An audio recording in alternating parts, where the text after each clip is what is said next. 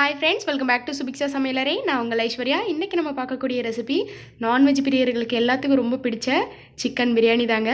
அதுவும் ஜீரக சம்பா ரைஸில் சும்மா செம்மையாக எப்படி செய்யலாங்கிறத பார்த்துடலாம். வாங்க வீடியோக்குள்ளே போயிடலாம். ஃபஸ்ட்டு நான் 1/2 கிலோ அளவுக்கு சிக்கனை நல்லா மஞ்சள் உப்பு போட்டு வாஷ் பண்ணிட்டு வச்சுருக்கேன். இதில் கரம் மசாலா 1 ஸ்பூன் சேர்த்துக்கலாம். கரம் மசாலா அப்படின்னா பட்டை, லவங்கம், ஏலக்காய் எல்லாத்தையும் காய வச்சு நல்லா நைஸாக பவுட்ரு பண்ணி வச்சுருக்கேன். அதை சேர்த்துக்கிறேன். நீங்கள் ரெடிமேடாக இருக்கிறது சேர்த்துக்கிட்டாலும் ஓகே. சேர்த்துட்டு அது கூட 1 டீஸ்பூன் அளவுக்கு சால்ட்டு சேர்த்துக்கிறேன். அடுத்ததாக 1 ஸ்பூன் அளவுக்கு இஞ்சி பூண்டு பேஸ்ட்டு சேர்த்துக்கிறேன். இப்போ இது எல்லாத்தையும் நல்லா கை வச்சு மிக்ஸ் பண்ணிடலாம். இந்த மசாலா எல்லாமே சிக்கனில் எல்லா பக்கத்துலேயும் ஒட்டுற மாதிரி அப்ளை பண்ணிடலாம். இந்த மாதிரி அப்ளை பண்ணியாச்சு. இப்போ இதில் 2 ஸ்பூன் அளவுக்கு ஃப்ரெஷ்ஷான தயிர் கெட்டியாக இருக்க மாதிரி சேர்த்துக்கிறேன். சேர்த்துட்டு இதையும் நல்லா கலந்து விட்டுறலாம். இந்த மாதிரி மிக்ஸ் பண்ணி இதை எடுத்து வச்சிடலாம். அடுத்ததாக ஸ்டவ் பற்ற வச்சுட்டு ஒரு குக்கரில் வச்சிடலாம். குக்கர் சூடானதும் அதில் ஒரு 6லேருந்து 7 ஸ்பூன் அளவுக்கு ஆயில் சேர்த்துக்கலாம். நான் ரீஃபைண்ட் ஆயில் சேர்த்துருக்கேன். ஆயில் சூடானதும் அதில் ஒரு பிரியாணி இலை, 2 மராத்தி முக்கு, 2 ஏலக்காய், ஒரு சின்ன துண்டு பட்டை, 3 லவங்கம், கொஞ்சமாக கடற்பாசி சேர்த்துருக்கேன். இப்போ இது எல்லாத்தையும் இந்த எண்ணெயில் நல்லா பொரிய விட்டுறலாம். அடுத்ததாக 200 கிராம் அளவுக்கு பெரிய வெங்காயம் இந்த மாதிரி நீல வாக்கில் கட் பண்ணி வச்சுருக்கேன். 1/2 கிலோ சிக்கன், 1/2 கிலோ ஜீரக சம்பா ரைஸ் நான் எடுக்க போகிறேன். அதனால் 200 கிராம் அளவுக்கு பெரிய வெங்காயம் இந்த மாதிரி கட் பண்ணி சேர்த்துக்கலாம் எண்ணெயில்.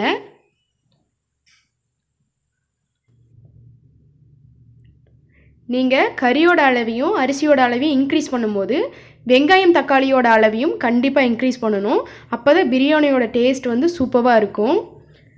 இப்போ இந்த எண்ணெயிலேயே வெங்காயத்தை நல்லா டார்க் கோல்டன் ப்ரௌன் கலர் வர அளவுக்கு வதக்கி எடுத்துக்கலாம்.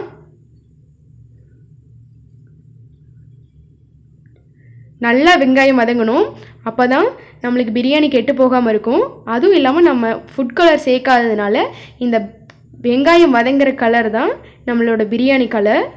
ஸோ இந்த வெங்காயம் வதங்கிறதுக்குள்ளே நம்ம அரிசியை ஊற போட்டுடலாம். நான் 1/2 கிலோ அளவுக்கு ஜீரக சம்பா எடுத்திருக்கேன். அதை தண்ணியில் ஊற போட்டுடலாம். இப்போ ஊற வச்சோம் அப்படின்னா கரெக்டாக இருக்கும். இங்கே பாருங்கள், வெங்காயம் நல்ல கலர் சேஞ்ச் ஆகி வந்துருச்சு, ப்ரௌனிஷாக வந்துருச்சு. இந்த மாதிரி கலர் சேஞ்ச் ஆகி வரும்போது 2 பச்சை மிளகாய், நல்ல நீளமாக இருக்க 2 பச்சை மிளகாய் சேர்த்துக்கிறேன். சேர்த்துட்டு நல்ல எண்ணெயில் வதக்கி விட்டுறலாம். வெங்காயம் இந்த மாதிரி கலர் சேஞ்ச் ஆகும்போது நம்ம பிரியாணியை வெளியவே வச்சுருந்தாலும் மார்னிங் செஞ்சது ஈவினிங் வரைக்கும் கெடாமல் நல்ல டேஸ்ட் கொடுக்கும். நல்ல ஒரு ஜூஸியாக இருக்க மாதிரி பிரியாணிக்கு திக்னஸ் கொடுக்கும். ஸோ வெங்காயம் நல்ல கலர் சேஞ்ச் ஆகி வரணும். இப்போ இந்த அளவுக்கு எல்லாம் வதங்கி வந்ததும் இந்த எண்ணெயிலேயே மிளகாய்த்தூள் 1 ஸ்பூன் அளவுக்கு சேர்த்துக்கலாம். ஏன்னா நம்ம ஃபுட் கலர் சேர்த்த போகிறது கிடையாது. அதனால் இந்த எண்ணெயிலேயே நம்ம மிளகாய்த்தூளை சேர்க்கும்போது பிரியாணிக்கு இன்னும் பர்ஃபெக்டான கலரை தரும். அதனால் எண்ணெயில் இப்படி வதக்கினதும் பாருங்கள், கலர் சேஞ்ச் ஆகிருக்குது, நல்லாவே டிஃப்ரெண்ட் தெரியும் உங்களுக்கு. ஸோ மறந்துடாமல் மிளகாய்த்தூளை இந்த மாதிரி எண்ணெயில் போட்டு வதக்கி விட்டுருங்க. இப்போ அடுத்ததாக 1/4 கட்டு அளவுக்கு மல்லி இலையும் 1/4 கட்டு அளவுக்கு புதினாவும் இந்த மாதிரி பொடியாக கட் பண்ணி வச்சுருக்கேன். அதை சேர்த்துக்கலாம்.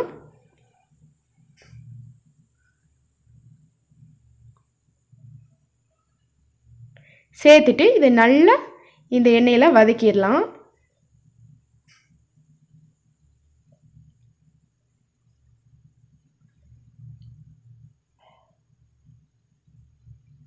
பார்த்தாவே நல்லா தெரியுது.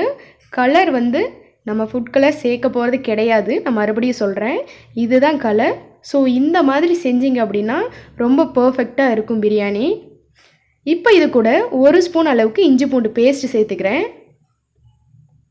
ஆல்ரெடி நான் சிக்கனில் வந்து 1 ஸ்பூன் போட்டு பெரட்டி வச்சுருக்கேன். ஸோ இதில் 1 ஸ்பூன் மட்டும் இப்போ சேர்த்துக்கலாம்.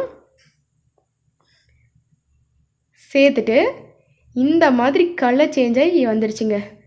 இந்த டயத்தில் நம்ம மசாலா போட்டு பெரட்டி வச்சுருக்க சிக்கனை சேர்த்துக்கலாம்.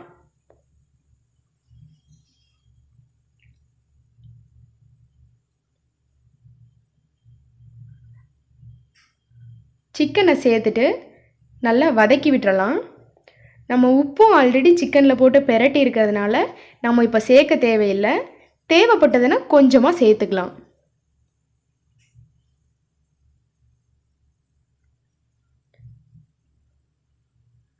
நான் ஃபுட் கலர் மறுபடியும் சொல்கிறேன், சேர்க்கவே இல்லை. ஃபுட் கலர் நான் சேர்க்காம தான் செய்கிறேன். ஆனாலும் பார்த்தா ஒரு அட்ராக்டிவான கலர். அது வந்து இந்த ஆனியன்னாலேயும் அந்த மிளகாத்தூள்னாலேயும் தான். ஸோ கரெக்டான ஸ்டேஜில் நான் சொன்ன மாதிரி போட்டிங்க அப்படின்னா பர்ஃபெக்டான கலர் வரும். கண்டிப்பாக டேஸ்ட்டும் சூப்பராக இருக்கும். இந்த அளவுக்கு சிக்கன் வதங்கி வந்ததும் 200 கிராம் அளவுக்கு தக்காளியை நல்லா பழுத்ததாக ரெட்டிஷாக, தக்காளி சூஸ் பண்ணுறது ரொம்ப மெயினாக பார்த்துக்கணும். இந்த மாதிரி ரெட்டிஷாக இருக்கிற தக்காளியை இப்படி நீல வாக்கில் கட் பண்ணி வச்சுருக்கேன். அதை சேர்த்து நல்ல ஜூஸியாக வதங்கி வர அளவுக்கு தக்காளியை வதக்கி எடுத்துடலாம். இப்போ பாருங்கள் தெரியும், தக்காளி வதங்கினதும் நல்ல ஒரு கிரேவி டைப் கொடுத்துருக்கு. இதோட கலரும் சூப்பராக இருக்குது.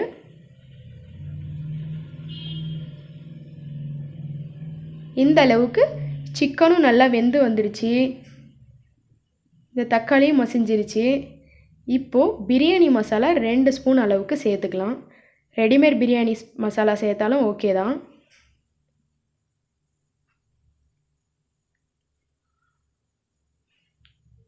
சேர்த்துட்டு இதை நல்லா கலந்து விட்டுறலாம்.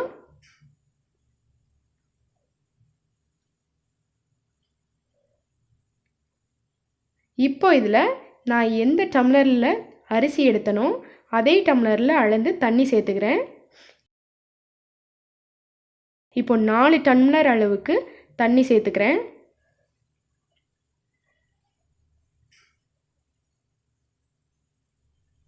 சேர்த்துட்டு இந்த தண்ணி வந்து நல்லா கொதிச்சு வரணும்.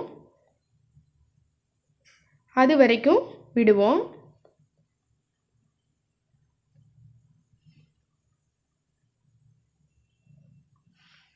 இந்த மாதிரி நல்லா தண்ணியெல்லாம் கொதிச்சு வந்துருச்சு.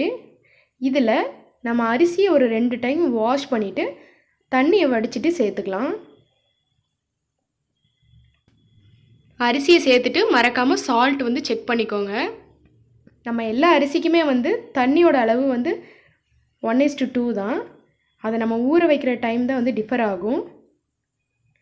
இப்போ அரிசியை கொட்டிட்டு நல்லா கொதிச்சு வந்துருச்சு. ஒரு தடவை நல்லா கிண்டி விட்டுடலாம். அப்போ தான் அடிப்பிடிக்காமல் இருக்கும். நல்லா கலந்து விட்டுட்டு இப்போது குக்கரை மூடி போட்டுடலாம். மூடி போட்டு கரெக்டாக 2 விசில் மட்டும் ஹை ஃப்ளேமில் விட்டுக்கலாம். இப்போ ப்ரெஷர் அடங்கிடுச்சு. ஓப்பன் பண்ணி பார்த்துடலாம். வாவ், ரொம்பவே சூப்பராக நம்ம சிக்கன் பிரியாணி ரெடி ஆகிடுச்சிங்க. கறியும் நல்லா வெந்து வந்திருக்கு. அடிப்பிடிக்க கிடையாது. ரைஸும் கரெக்டான பக்குவத்தில் வெந்திருக்கு. கலரும் சூப்பராக இருக்குது. டேஸ்ட்டு அதை விட செம்மையாக இருந்தது. ஸோ கண்டிப்பாக ட்ரை பண்ணி பாருங்கள். எப்படி இருக்குங்கிறத கமெண்ட் செக்ஷனில் ட்ரை பண்ணி பார்த்துட்டு எனக்கு நீங்கள் சொல்லுங்கள். இதை நல்லா கலந்து விட்டுட்டு ஃபைனலாக என்ன பண்ண போகிறோம் அப்படின்னா 1 ஸ்பூன் அளவுக்கு மட்டும் நெய் நல்லா இப்படி மேலாப்பில் ஊற்றி விட்டு கலந்து விட்டுறலாம். நிறைய நெய் ஊற்றினோம் அப்படின்னா நம்மளால் சாப்பிட முடியாது. ஸோ ஒரே 1 ஸ்பூன் ஊற்றிட்டு கலந்து விட்டுறலாம். நம்ம அட்டகாசமான பிரியாணி, சிக்கன் பிரியாணி அதுவும் ரெடி ஆகிடுச்சு. ஸோ நீங்களே ட்ரை பண்ணி பாருங்கள். எப்படி இருந்துச்சு அப்படிங்கிறத கமெண்ட் செக்ஷனில் சொல்லுங்கள். இந்த வீடியோ உங்களுக்கு பிடிச்சிருந்துச்சுன்னா லைக் பண்ணுங்கள், ஷேர் பண்ணுங்கள், கமெண்ட் பண்ணுங்கள். சுபிக்ஷா சமையலறையை சப்ஸ்கிரைப் பண்ணாதவங்க சப்ஸ்கிரைப் பண்ணிக்கோங்க. கூடவே பெல் ஐக்கானை கிளிக் பண்ணி ஆளுங்கிற ஆப்ஷனை கிளிக் பண்ணிக்கோங்க. அப்போ தான் நான் போடக்கூடிய வீடியோவோட நோட்டிஃபிகேஷன் உடனுக்குடனே உங்களுக்கு வரும். அடுத்த ஒரு நல்ல வீடியோவோட மீட் பண்ணலாம். Thank you so much for your வாட்சிங்.